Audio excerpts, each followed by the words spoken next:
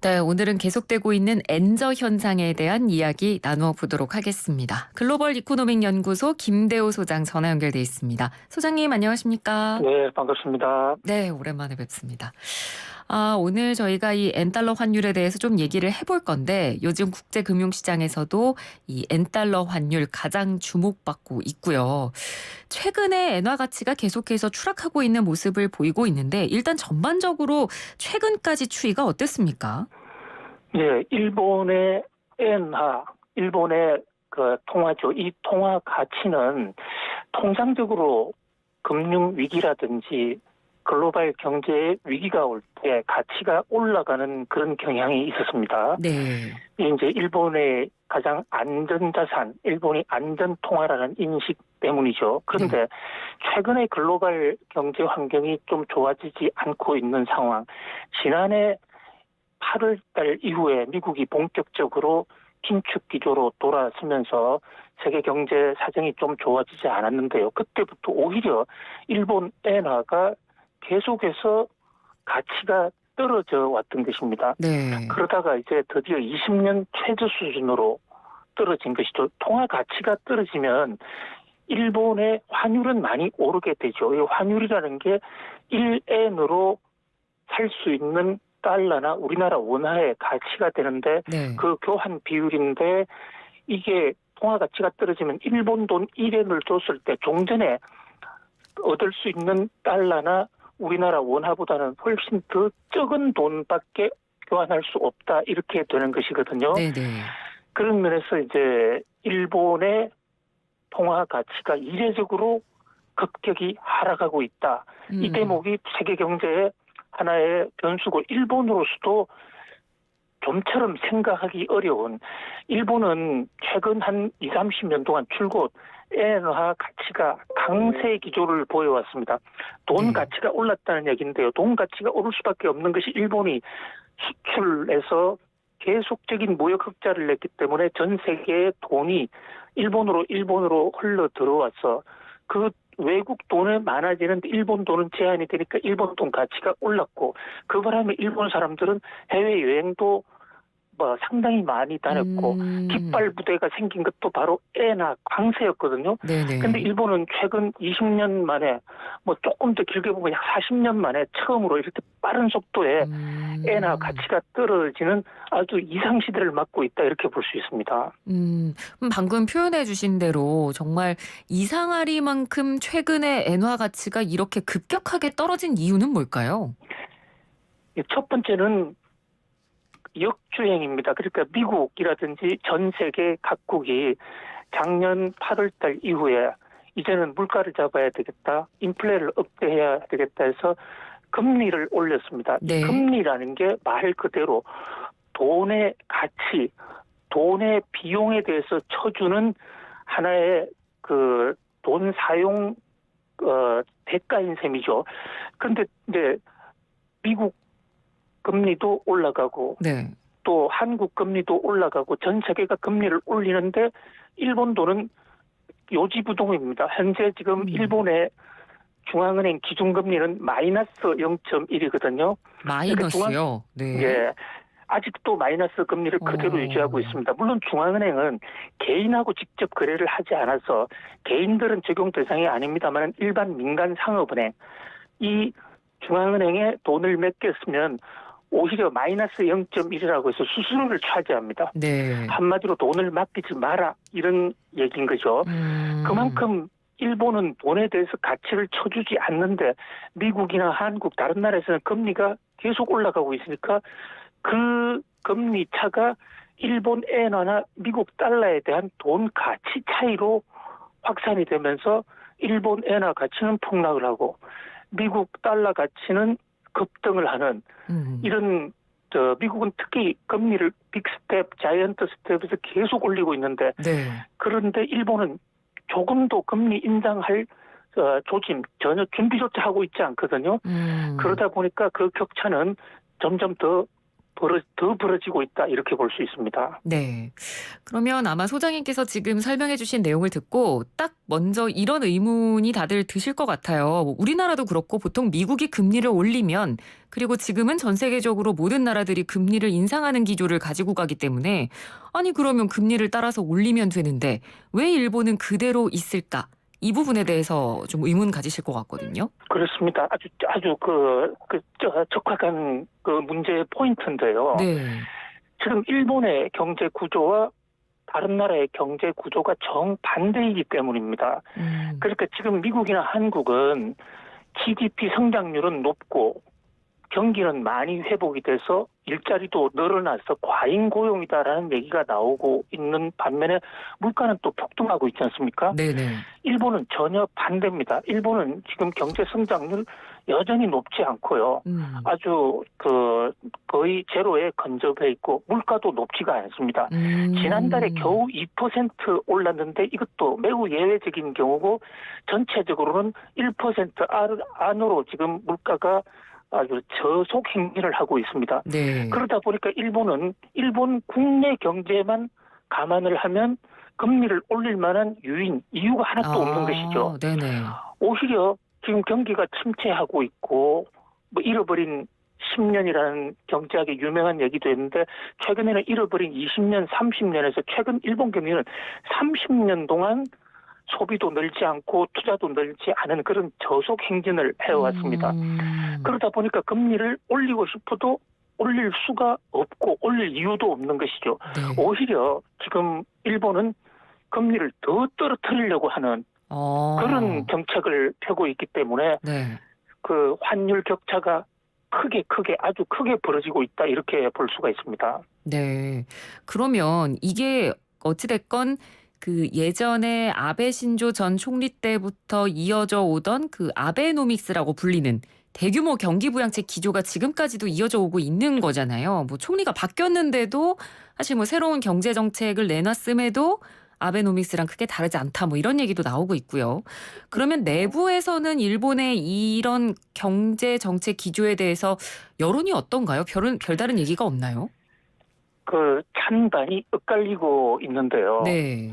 현재 수입 물품을 많이 쓰는 사람들 입장에서는 일본의 환율이 올라간 것만큼 그러니까 일본 엔화 가치가 떨어진 만큼 외국에서 물건을 사오면 거기에 대한 가격 부담이 커집니다. 그렇기 때문에 왜 일본 은행이 이렇게 엔화 가치를 떨어뜨려서 고통을 주느냐 이렇게 원성이 나오고 있고요. 네. 또 해외 유학생을 보낸 부모들은 아주 고통이 아주 심합니다. 그러니까 종래에 뭐 100원, 100엔을 줘서 해외에 내보냈다 그러면 이제는 그거보다도 20, 30%더 많이 줘도 과거의 구매력에 해당하지 않기 때문에 예. 부모의 등이 휘게 되고요.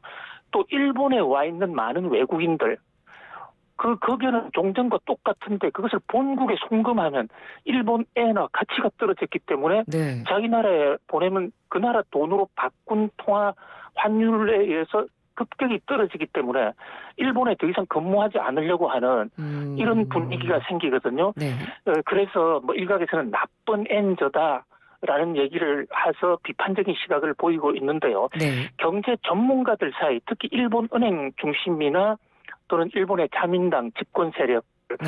아베 취득했지만 자민당 정권은 그대로 유지가 되고요. 그렇죠. 지금 일본 은행의 구로다라는 총재는 바로 아베 전 총리가 지명해 놓은 사람, 그 사람이 계속 연임하고 있습니다. 네. 그런데 이 사람들이 보는 현재 일본 경제를 살리기 위한 방식으로는 일본 경제는 지금 너무 잃어버린 40년, 그래서 수요도 없고 투자도 없고 이러기 때문에 지금 경기를 오히려 더 부양하기 위해서는 금리를 더 낮추고 통화를 더 풀어야 된다. 그렇기 때문에 오히려 지금 일본 은행이 하는 조처가 매우 잘하고 있다. 지금 이런 엇갈린 시각으로 보고 있는 것이죠. 네.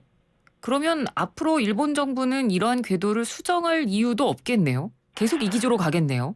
그렇습니다. 그러니까 뭐 일부 언론에서 수입 물건을 쓰거나 해외 여행하는 사람들 불편 때문에 최근에 일본의 엔 가치 하락에 대해서 나쁜 엔즈다라고 그렇게 계속 보도를 하고 있는데요. 네.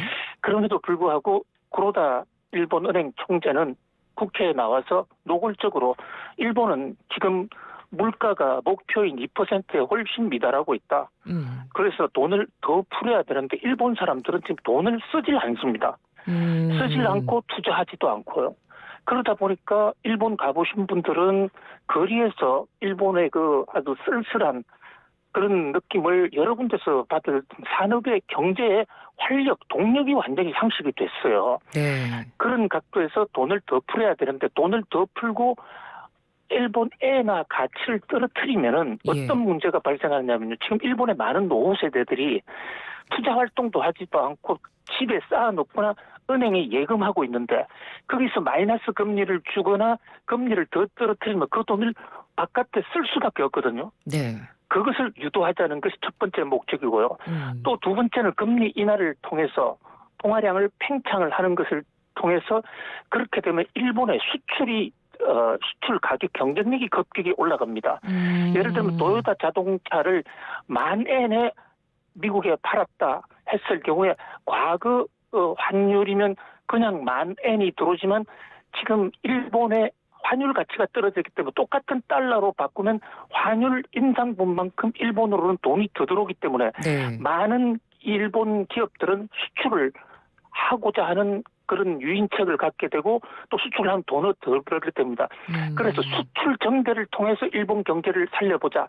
여기에 사실 큰 방점이 찍혀 있는데요. 네. 이 대목에 대해서는 미국과 충돌을 많이 해왔거든요. 그동안 일본은 그동안에 엔화를 가치를 떨어뜨려서 수출을 늘려보자 하는 그런 정책을 쓰고 싶었습니다만 네. 미국 입장에서 그렇게 되면 미국의 무역 적자가 늘어나기 때문에 반대해 왔습니다. 네. 그런데 최근에는 미국이 지금 일본과의 경제 협력, 아시아 태평양 프레임이라든지 이런 거로 굉장히 관계가 좋고 일본의 금리 인상이 불가피하기 때문에 네. 일본의 엔화 약세, 일본 돈 가치를 떨어뜨려서 일본 수출을 늘리겠다는 그런 구로다 일본 중앙은행 총재의 정책에 반기를 제기하고 있지 않습니다. 그런 면에서 일본 엔화가 지금보다 더 떨어질 가능성이 상당히 높다고 할 수 있습니다. 그렇군요. 지금보다 더 떨어진다. 자, 그러면 우리나라에 미칠 영향도 저희가 좀 알아봐야 될 것 같은데요. 지금도 20년 만에 최저를 기록하고 있는데 앞으로 엔저 현상이 더 이어지거나 이 상황에서 더 떨어진다고 하면 우리나라도 사실 수출이 대부분을 차지하는 나라기 때문에 또 일본이랑 경쟁하고 있는 수출 관련 부분들도 많잖아요. 그렇기 때문에 우리나라에 미칠 영향도 굉장히 클 것 같거든요. 그렇습니다. 가장 크게 충격을 받는 나라가 바로 한국입니다. 예. 잘 아시는 대로 한국과 일본은 최근에 와서는 좀 덜해졌다고는 하지만 다른 나라에 비해서 산업 구조가 상당히 비슷하고요. 네. 수출에서도 경쟁 관계에 있는 품목이 비교적 많은 편입니다. 그러다 보니까 일본 엔화 가치가 떨어져서 그러니까 일본 환율이 올라서 일본 수출의 가격 경쟁력이 오르면 우리나라 제품은 가만히 앉아서 국제 수출하는데 차질을 빚게 됩니다. 네.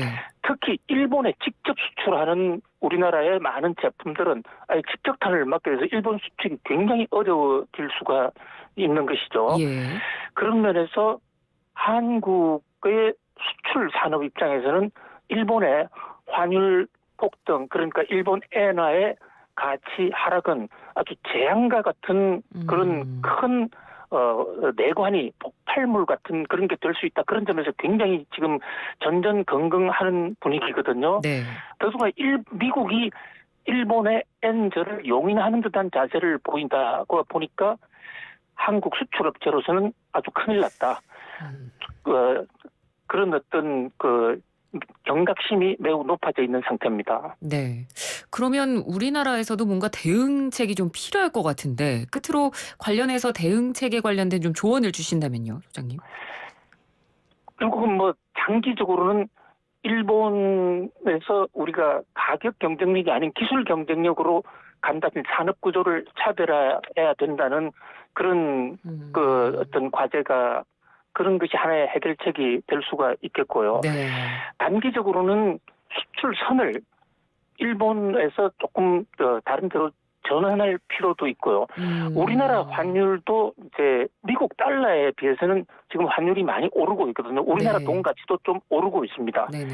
그러니까 일본과의 직접적인 경쟁을 단기적으로 좀 피해가는, 그리고 또 하나는 환율 시장에서 어떤 이 포트폴리오를 잘 짜서 경우에 따라서는 뭐 일본 화폐가 가치가 떨어졌을 때 돈을 샀다가 그것을 나중에 가치가 올랐을 때 그 돈을 활용한다든지 이러한 환율 재테크도 매우 중요한 과제라고 할 수 있겠습니다. 네, 알겠습니다. 오늘 말씀 잘 들었습니다. 고맙습니다. 네, 감사합니다. 네, 지금까지 글로벌 이코노믹 연구소 김대호 소장이었습니다.